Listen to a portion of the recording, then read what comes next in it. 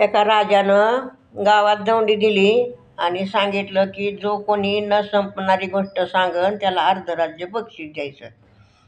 आता ते न संपणारी गोष्ट म्हणजे असे लई येऊन गेले सांगून, तर शेवटला त्यांचं मुंडकं कापल्या जाईल म्हणून सांगितलं. कोणी 50 आठवडे सांगितलं, कोणी 100 आठवडे सांगितलं. सांगून सांगून त्यांचे मुंडके कापले आणि येशीवर गावाचे टांगले. तर एक बहादर आला आणि मग त्याने ते गोष्ट सांगायला सुरुवात केली. त्याला ते आतमध्ये जाताना शिपाई म्हणले, अहो ते येशीवरची मुंडक्याची माळ बघितली का? आत्ता एक रक्तभंबाळ झालेला आहे, ते बघितलं का? ते म्हणला बघितलं, मी सांगतो म्हणला गोष्ट. तर मग त्याने म्हणला, तिथं राजापाशी गेला, म्हणला हा तयार आहे का न संपणारी गोष्ट सांगायची? तेव्हा मग ते माणूस तिथे गेला राजापाशी आणि सांगायला सुरुवात केली. म्हणला फार पूर्वीची गोष्ट आहे म्हणला ही.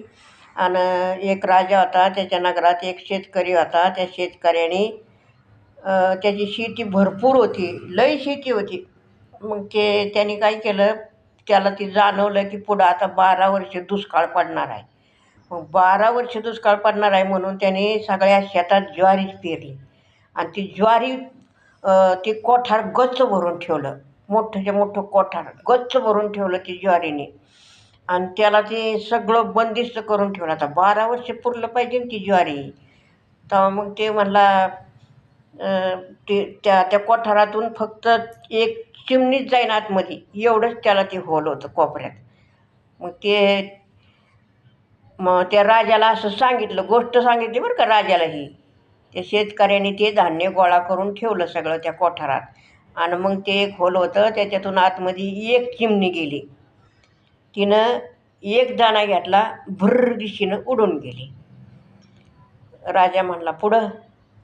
पुढं दुसरी चिमणी आली, तिनं एक दाणा घेतला आणि भुर्र दिशेनं उडून गेली.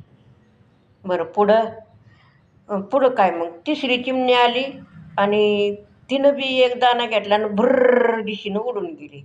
राजा म्हणला तर चौथी चिमणी, ते म्हणला चौथ्या चिमणीची लई करामत मोठी. सांगा म्हणला.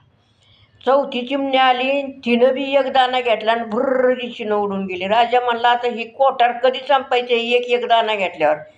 मग ती पुढचं सांगा ना म्हणला काहीतरी. म्हणला ती कोठारातलं धान्य सगळं संपल्याशिवाय पुढचं काय सांगायचं, बरोबर ना? मग ती कोठारातलं जेव्हा धान्य संपल का नाही तेव्हाच पुढचं सांगायचं. मग त्या राजाने सांगितलं, तुमचं ते कोठारातलं धान्य नाही संपायचं लवकर आणि ती तुम्हाला अर्ध राज्य बक्षीस आणि राजकन्यासंग लग्न लावून दिलं, बरोबर ना? तर कसं आहे, एक एक दाणा घेऊन जायला त्या चिमणीला त्या कोठारातलं कधी संपायचं म्हणून त्यांनी असं सांगितलं. तर माणसाला कुठलं बी काय पाहिजे, छंद पाहिजे, माघारी हटायचं नाही. म्हणून मी हे छंद धरला आहे. तर मला सगळेजण मदत करा. मदत करा म्हणजे काय, नुसतं बसून तुम्हाला बटनच दाबायचे, काय करायचे, काय उचलून काय द्यायचं का काय करायचं? कमेंट करा आणि ते सरप्राईज करा. ते अजून काय म्हणते ती मला येतच नाही, ती सगळं करा, तेवढं करा.